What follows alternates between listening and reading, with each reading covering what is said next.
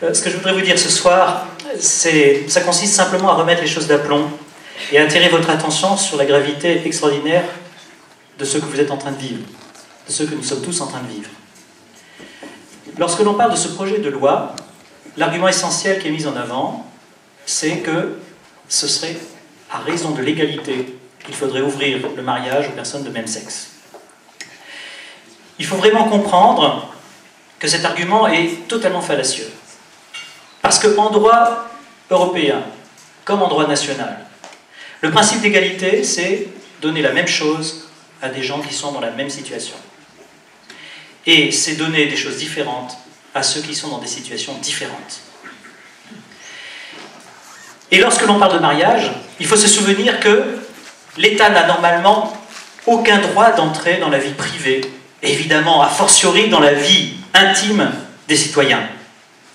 Les seuls États qui sont allés dans la vie intime et privée des citoyens, ce sont les États totalitaires.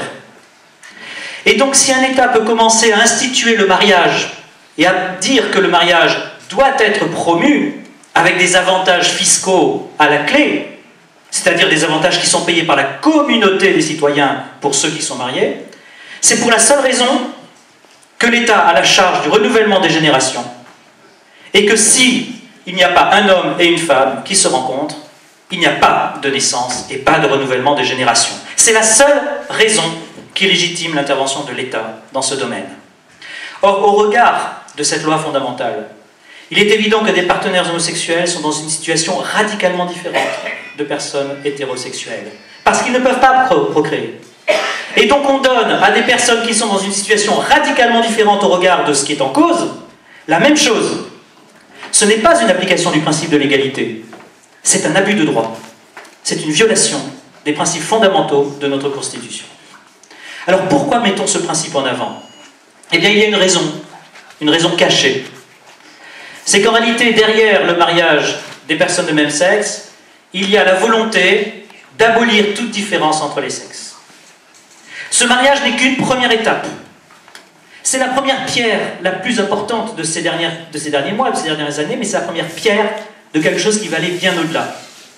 Il est question tout simplement d'imposer à la France, d'imposer à l'Europe, d'imposer sur le plan international une théorie qui s'appelle le gender, et qui est vraiment une théorie dont le but est de subvertir totalement la société dans laquelle nous vivons. Et j'attire votre attention sur le fait que c'est en marche. Et quand je dis que vous vivez un moment historique, je n'exagère rien. Si vous regardez des films sur la Seconde Guerre mondiale, sur ce qui s'est passé au XXe siècle, en Union soviétique, avec la montée de ces deux totalitarismes infernaux, eh bien vous avez un sentiment que c'est déjà loin, surtout si vous êtes jeune. Ce sont des thèmes qu'on aborde dans des films. Mais aujourd'hui, ce ne sont pas dans des films que les thèmes sont abordés pour la révolution qui est en marche. Elle est aujourd'hui en marche ici. Et vous qui êtes dans cette salle, vous êtes des acteurs de l'histoire, comme les acteurs que vous voyez dans les films. Et pour vous, c'est réel, c'est sérieux. Et vous allez voir à quel point c'est grave. Quand on parle d'identité de genre, la première réaction des gens, c'est de dire c'est fumeux. Qui pourrait croire qu'une femme et un homme, c'est pareil? Et pourtant, en 1995, à la conférence de Pékin, tout a été fait pour transformer cette conférence en une conférence du genre. En France, je vais vous donner deux exemples récents. Vous savez que les femmes ont moins d'accidents d'automobile que les hommes. Ou plus exactement que ça coûte moins cher, parce qu'elles roulent peut-être moins vite. Et donc jusqu'ici, il était acquis que les femmes pouvaient payer des cotisations d'assurance moins élevées que celles des hommes. Le 18 décembre 2012, un arrêté est sorti, à l'instigation du droit européen comme du droit national tel qu'il est promis aujourd'hui, disant que désormais, peu importe ce que font les femmes au volant, elles doivent payer la même chose que les hommes. Pour une raison très simple, c'est qu'il ne doit pas y avoir de différence entre elles et les hommes. Même si la nature montre qu'elles sont différentes, elles doivent être mises sur le même plan. Deuxième exemple, jusqu'en 2002, les femmes pouvaient prendre leur retraite à partir de 15 ans de travail et avec une jouissance immédiate. Une retraite proportionnelle, un tiers de leur retraite, mais tout de suite, comme les militaires. En 2002, la Cour de justice de l'Union européenne est intervenue au nom de l'identité de genre. Et elle a dit, c'est intolérable que ce soit réservé aux femmes. Il faut que les hommes, pères de 3 enfants et plus, aient le même avantage. Comme si le fait de porter 3 enfants et plus, c'était la même chose pour une femme que pour son mari de regarder sa femme les porter.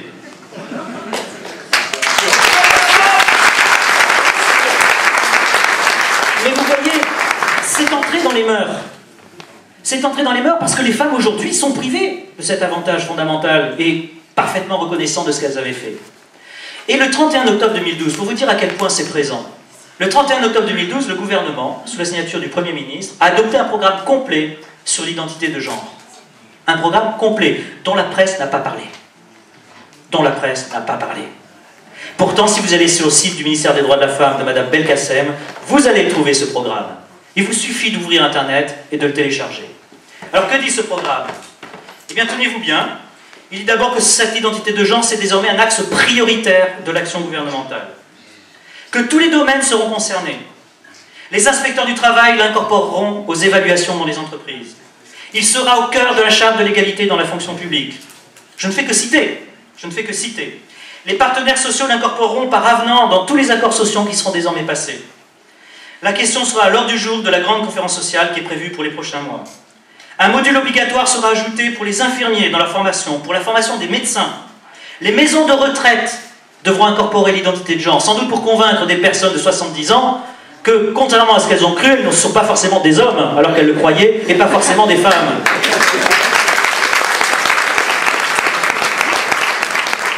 Les personnes transsexuelles pourront désormais demander à l'état civil de changer leur sexe sans même qu'il y ait une opération chirurgicale. L'identité de genre sera enseignée dans les écoles maternelles. Et le 6 mars dernier, le Conseil des ministres a pris un communiqué sur les ABCD de l'égalité. Il s'agit dans les écoles maternelles, dans les écoles primaires, de convaincre les petites filles qu'elles ne sont pas forcément des petites filles et les petits garçons qui ne sont pas forcément des petits garçons. Et sur le plan international, il est prévu de modifier la Convention européenne des droits de l'homme pour ajouter dans le protocole numéro 12 l'obligation de respecter l'identité de genre. Vous voyez à quel point c'est présent. Vous voyez à quel point c'est immédiat aujourd'hui. Alors qui sont-ils ces gens qui prônent le genre? Bien, je vais vous faire 2 ou 3 citations parce que je manque de temps. Simplement 2 ou 3 citations. L'objectif fondamental, je vous le lis, c'est une révolution qui doit être, à la différence du premier mouvement féministe, le premier mouvement féministe qui n'a plus rien à voir avec ce qui est aujourd'hui. Donc, le but définitif, c'est d'en finir avec le privilège masculin, mais encore également avec la distinction même des sexes. Les différences génitales entre les êtres humains ne doivent plus avoir d'importance culturellement parlant.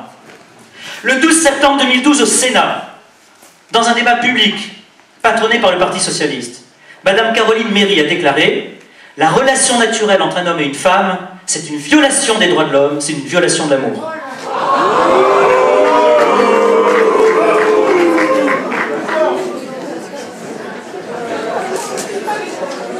Je vais vous faire encore 2 citations.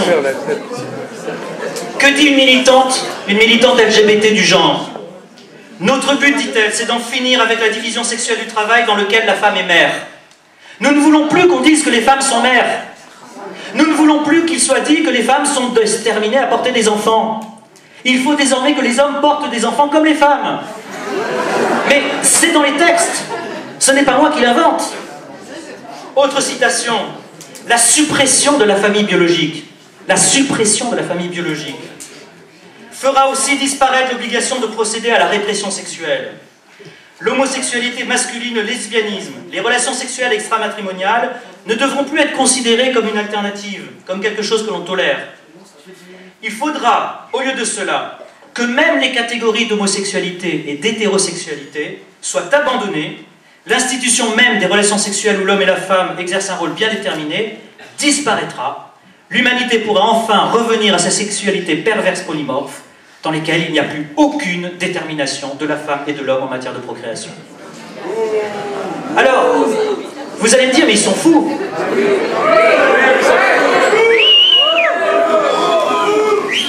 Ouvrez l'internet à nouveau, prenez Wikipédia, prenez le Wiktionnaire,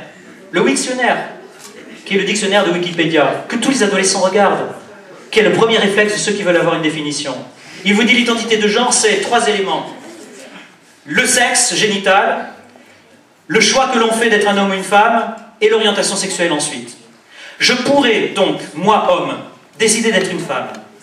mais en même temps avoir une orientation sexuelle vers les femmes. Et à ce moment-là, je serai lesbienne, si j'ai des relations sexuelles avec une femme. J'ai ri comme vous, mais ils sont au pouvoir, aujourd'hui. Parce que dans tous les cabinets ministériels se trouvent ces militants LGBT qui prônent cette théorie.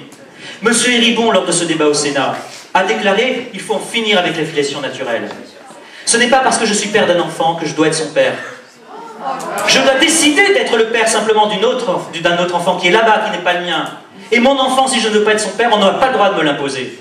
Parce que la filiation doit devenir subjective. Subjective, simplement. C'est en train de se mettre en place aujourd'hui en France.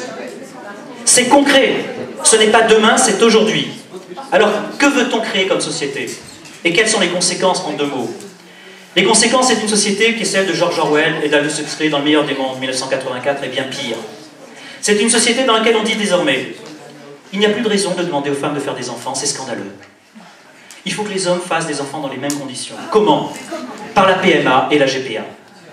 Et donc ce qu'on va mettre en place, c'est des structures médicales financées par l'État, favorisant la GPA, parce que ça va devenir un droit fondamental. Je vous préviens dès aujourd'hui, si le mariage homosexuel passe dans la loi, toutes les institutions européennes condamneront la France si elle ne met pas également la GPA et la PMA. Parce qu'à partir du moment où ce sera autorisé pour les couples hétérosexuels, on n'aura plus le droit de le refuser aux couples homosexuels. Alors la société, donc, c'est une société où il n'y a plus de rôle déterminé pour les femmes, et à partir du moment où on va mettre des structures très chères, qui vont coûter cher, et des structures de service public, eh bien il arrivera un moment où on dira aux femmes qui désirent avoir un enfant, mais dites madame, vous vous rendez compte que vous êtes en train de céder aux déterminismes sociaux, que vous êtes en train de céder aux stéréotypes les plus abjects. Vous vous rendez compte que votre attitude est une violation de la dignité humaine.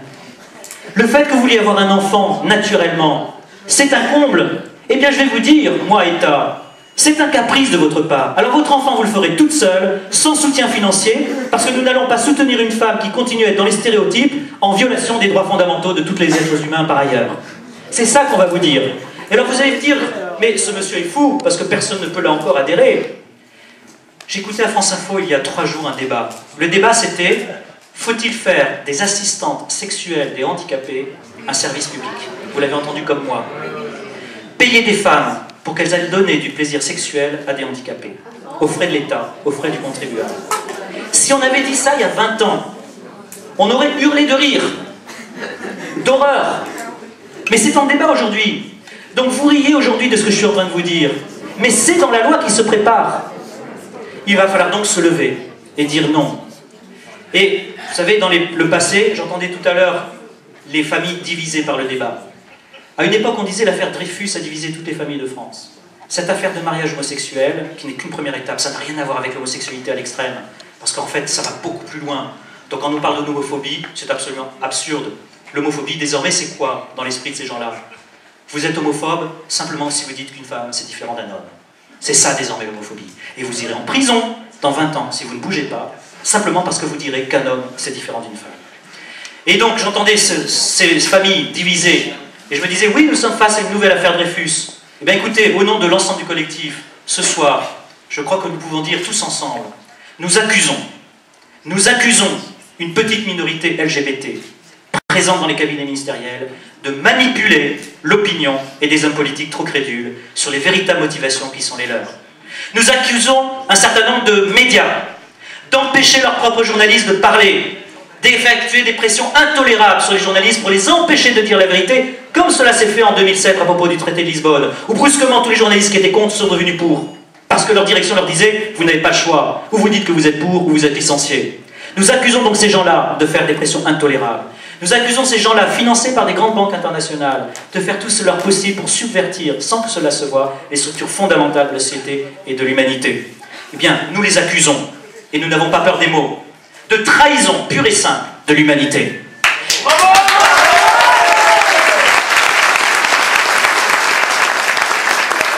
Et nous les convoquons le 24 mars prochain, nous les convoquons à l'occasion de la manifestation devant le tribunal de la vraie démocratie, c'est-à-dire celle qui recherche le bien commun, l'intérêt général, et non pas le bien d'une toute petite minorité, 0,06%.